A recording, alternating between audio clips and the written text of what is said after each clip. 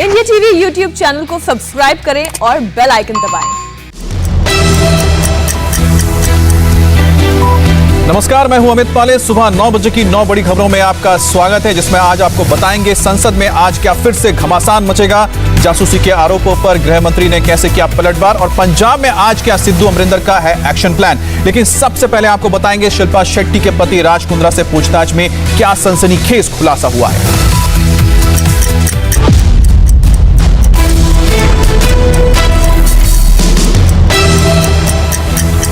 बॉलीवुड में इस वक्त डर्टी पिक्चर से मचा है हंगामा। लंदन से मुंबई तक कैसे फैला है पोर्न फिल्मों का रैकेट।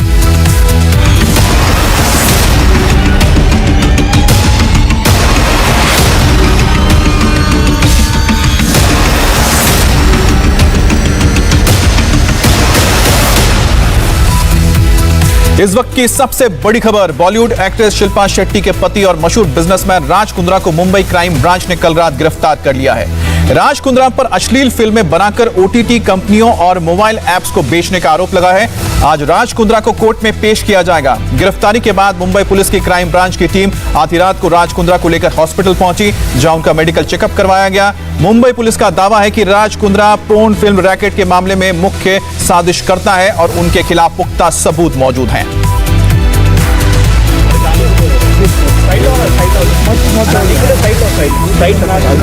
ये तस्वीरें उस वक्त की है जिस वक्त राज कुंद्रा को मेडिकल चेकअप के लिए हॉस्पिटल ले जाया जा रहा था।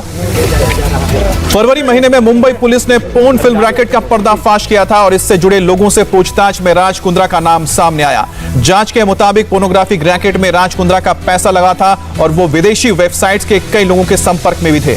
मुंबई पुलिस ने 5 महीने तक जांच करने के बाद सबूत जुटाने की बात कही और राज कुंद्रा को फिर समन भेजा गया। 3 घंटे तक पूछताछ चली और फिर उन्हें गिरफ्तार किया गया। पुलिस के मुताबिक राज कुंद्रा ने अपने भाई के साथ मिलकर केनरीन नाम की कंपनी बनाई और कंपनी का रजिस्ट्रेशन जानबूझकर ब्रिटेन में करवाया गया ताकि भारतीय कानून से बचा जा सके। केनरीन कंपनी पोर्न फिल्मों को कई ऐप्स और ओटीटी कंपनियों को बेचा करती थी। पोर्न फिल्मों की शूटिंग मुंबई में की जाती थी।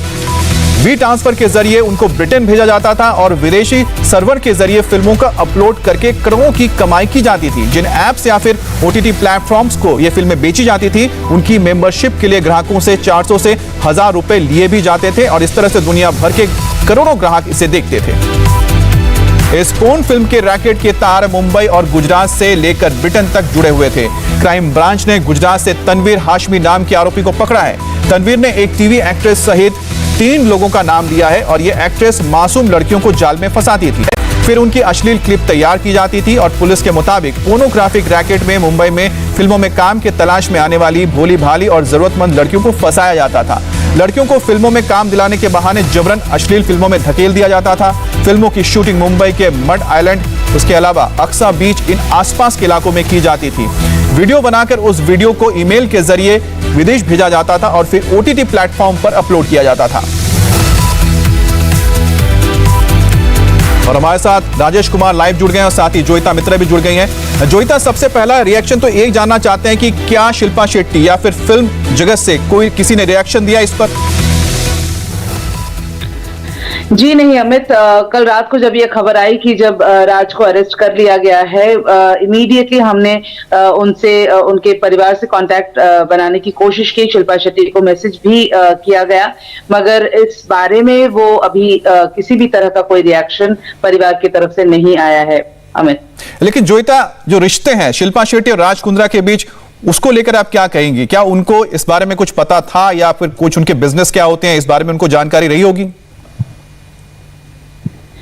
देखिए अमित, शिल्पा शेट्टी राज कुंद्रा का रिश्ता करीब 12 साल का है। 2009 में इनकी शादी हुई थी। बिजनेस डील के दौरान ही इनकी मुलाकात हुई थी। शिल्पा शेट्टी अपने परफ्यूम कंपनी जो थी उनकी S2, उसके प्रमोशन के लिए लंदन गई थी, इनकी मुलाकात हुई थी। तो राज कुंद्रा जो है वो यूके बेस्ड बिजनेसमैन है, उनकी मुलाकात वहां हुई थी और उसके बाद उनके लिस्ट ऑफ बिजनेस, मतलब बहुत सारे बिजनेस में उनका इन्वॉल्वमेंट रहा है। तो ऐसा कहना कि इस बिजनेस के बारे में शिल्पा शेट्टी को पता था या नहीं, ये थोड़ा मुश्किल होगा होगा, क्योंकि पत्नी है, घर पर रहती है, उनके सारी जो उनके रिश्ते इस तरह से हैं और काफी अच्छा रिलेशन है उनका। तो उन्हें पता है या नहीं ये बताना जरा मुश्किल है, लेकिन उनके बिजनेस का जो लिस्ट है वो बहुत बड़ा है। जी, बहुत बहुत शुक्रिया आपका। लेकिन राजेश, ये बताइए कि जिस तरह से हम देख रहे हैं कि उनको गिरफ्तार कर लिया गया है, आखिरकार पुलिस के पास ऐसे अहम सबूत क्या मिले हैं, क्या उनके पास एविडेंस मिले हैं? देखिए, उमेश कुमावत नाम के कामत नाम के शख्स की गिरफ्तारी हुई थी इस पूरे मामले में।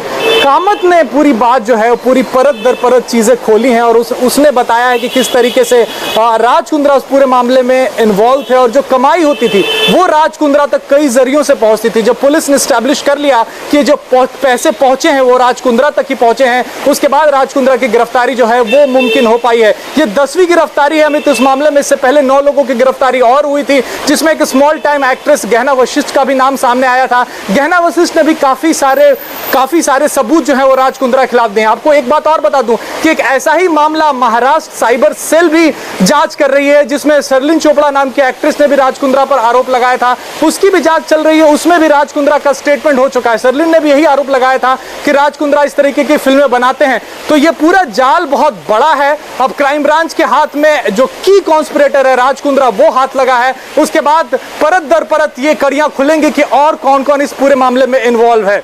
जी अमित। अच्छा राजेश, एक बात बताइए कि क्या उनके वकील यानी कि राज कुंद्रा के वकील कुछ कह रहे हैं या फिर उनके जो आसपास के लोग हैं वो इस मामले को लेकर क्या बता रहे हैं? देखिए, 2 सवाल है। पहला सवाल, आज क्या होने वाला है? आज कोर्ट लिया। देखिए, फिलहाल उनके वकील रात में जरूर आए थे, लेकिन कुछ भी कहने से इनकार कर दिया। अभी राज कुंद्रा को जब कोर्ट में पेश किया जाएगा उससे पहले उनका फिर से एक बार मेडिकल होगा। उस वक्त वकील जो है वो अपना पक्ष वहां पर रखेंगे। फिलहाल राज कुंद्रा की पीआर टीम या फिर उनके वकीलों की तरफ से अभी तक कोई बयान नहीं आया, क्योंकि पुलिस ने कल उन्हें पूछताछ के लिए बुलाया था।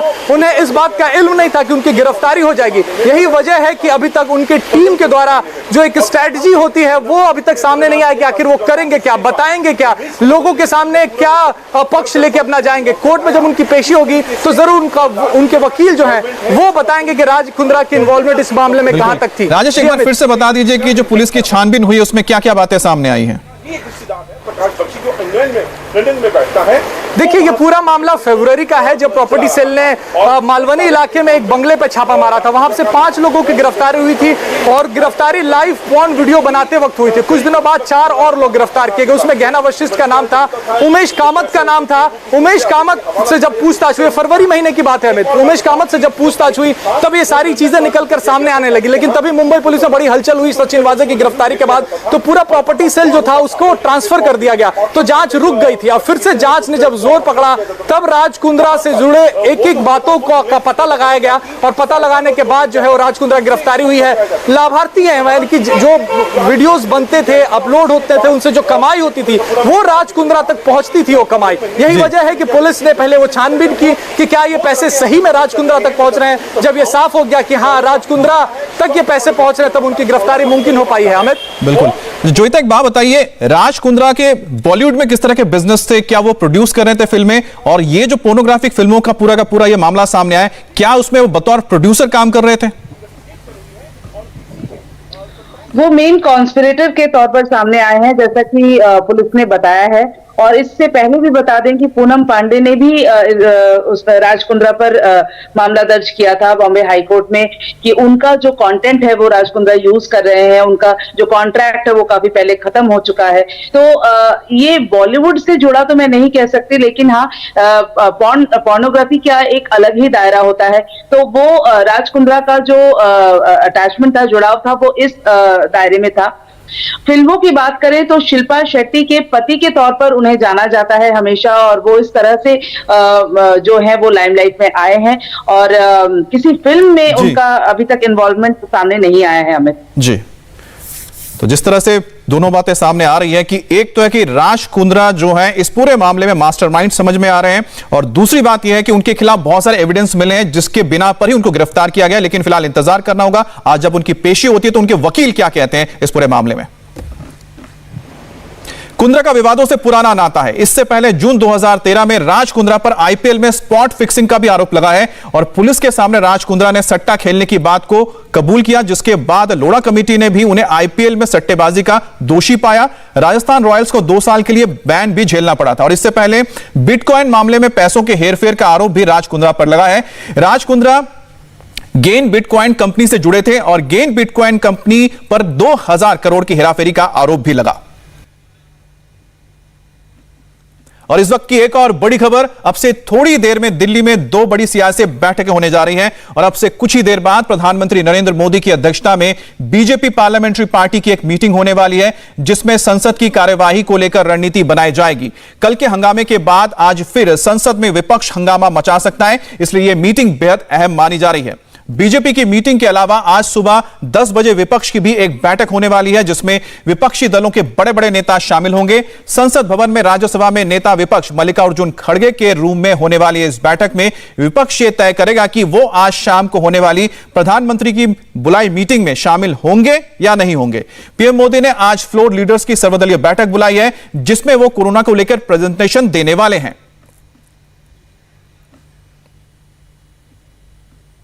बीजेपी और विपक्ष रणनीति बनाने में लगे हैं, लेकिन संसद के मॉनसून सत्र का दूसरा दिन भी आज हंगामेदार रह सकता है। टीएमसी ने राज्यसभा में नियम 267 के तहत पेगासस जासूसी मुद्दे पर चर्चा के लिए नोटिस दिया है, तो दूसरी ओर कांग्रेस जासूसी कांड की जांच के लिए जेपीसी की मांग कर रही है। वहीं आईटी मंत्री अश्विनी वैष्णव इस मामले में आज राज्यसभा में बयान देंगे और इस मामले में कल हंगामा हुआ था और विपक्ष के हंगामे की वजह से संसद की कार्यवाही स्थगित तक करनी पड़ी थी। विपक्ष के रवैये पर सवाल उठाते हुए गृह मंत्री अमित शाह ने एक बयान जारी किया और इसे एक साजिश करार दिया है। इस मामले पर आज फिर संसद में हंगामा होना तय माना जा रहा है। आरोप लगा है कि इजराइल की कंपनी के स्पाईवेयर पेगासस के जरिए देश के बड़े बड़े और खास लोगों की जासूसी की गई है। तो आज अहम मीटिंग भी होने जा रही है, लेकिन साथ ही आपको बता दें कि आज जो मुद्दा गरमाया सकता है एक बार फिर से संसद में, और वो है जासूसी का मामला, जिसको लेकर टीएमसी की ओर से नोटिस दिया जा चुका है। क्या है जासूसी मामला, यह भी आपको बताते हैं। 17 मीडिया कंपनियों ने द पेगासस प्रोजेक्ट नाम से रिपोर्ट छापी। रिपोर्ट में इजरायली कंपनी एनएसओ के जरिए जासूसी का दावा किया जा रहा है। दरअसल जो एनएसओ कंपनी है वो पेगासस सॉफ्टवेयर बनाती है। भारत के करीब 300 लोगों की जासूसी का दावा किया जा रहा है। मंत्री, विपक्ष के नेता, पत्रकारों की जासूसी का दावा है। डेटा, कॉल मैसेजेस चोरी करने के आरोप लगे हैं। साथ ही साथ रिपोर्ट में 2017 से 2019 के दौरान जासूसी का दावा किया जा रहा है और 50,000 से ज्यादा फोन नंबर हैक होने का शक है। लेकिन इसमें सबसे इंपॉर्टेंट बात यह है कि इस रिपोर्ट में कहा गया है कि उनके पास कोई एविडेंस नहीं है, जिस एविडेंस में कहा जा रहा है कि वाकई में जासूसी की गई है या नहीं की गई है। हमारे साथ आनंद प्रकाश पांडे जुड़ गए हैं। आनंद, आज इसको लेकर टीएमसी हंगामा करेगी, इसके अलावा और कौन से जो दल हैं जिन्होंने ये तैयार किया है कि वो इस मुद्दे को संसद में उठाएंगे? जी देखिए, टीएमसी है, कांग्रेस है, आम आदमी पार्टी है, सीपीआई है, इन सभी दलों ने पहले से ही नोटिस दोनों सदनों में दिया हुआ। इनकी मांग यह है कि दोनों सदन की कार्रवाई को स्थगित करके जो जासूसी का जो आरोप है उसको लेकर चर्चा कराई जाए। ये सभी दल चाहते हैं कि आखिर ये जासूसी हुई कि नहीं हुई, इसकी जांच हो। दूसरी बात यह है कि अगर ये जासूसी भारत सरकार ने नहीं कराई, जैसा कि दावा किया जा रहा है, तो ये जासूसी किसने कराई, इसको लेकर भी जनता को बताया जाना चाहिए। ये तमाम बातें जो है विपक्ष चाहता है कि चर्चा के दौरान सरकार इसका जवाब दे। हालांकि गृह मंत्री अमित शाह पहले ही साफ कर चुके हैं कि ये जो है देश को छवि को खराब करने की कोशिश है और ये इसकी जो टाइमिंग है उस पर उन्होंने सवाल उठाया कि जब संसद का सत्र शुरू होने वाला उससे ठीक पहले ऐसी रिपोर्ट छापकर जो संसद का समय है उसको बर्बाद करने की कोशिश। आप नजर बनाए रखें, क्योंकि हम आगे आपके पास इस खबर पर अपडेट के लिए जरूर आएंगे। मध्य प्रदेश के धार से वैक्सीन सेंटर की एक हैरान करने वाली तस्वीर सामने आई है। वैक्सीनेशन सेंटर पर इतनी भीड़ जुटी कि भगदड़ मच गई। ये धार के धामनोद वैक्सीन सेंटर की तस्वीरें देख रहे हैं। लोग एक दूसरे के ऊपर चढ़कर भागते हुए नजर आ रहे हैं। धामनोद मिडिल स्कूल के गेट पर सुबह से ही वैक्सीन लगवाने के लिए हजारों की तादाद में लोग मौजूद थे और जैसे ही टोकन बांटने के लिए स्कूल का गेट खोला गया, लोगों ने दौड़ना शुरू कर दिया। भगदड़ मच गई, धक्का मुक्की शुरू हो गई। लोग एक दूसरे के ऊपर चढ़ के आगे जाने लगे। कुछ महिलाएं इस दौरान घायल भी हो गई। धार के सीएमएचओ के ओर से बताया जा रहा है कि इस वीडियो की जांच कराएंगे ताकि आखिर पता लगे ऐसा कैसे हो गया। कोरोना संक्रमण से बचने के लिए हर कोई वैक्सीन लगवाना चाहता है, लेकिन अगर ऐसी स्थिति हो जाए जहां पर लोग खतरा उठाकर जान जोखिम में डालकर इस तरह से भगदड़ मचा दे, तो फिर ऐसा रोकना पड़ेगा।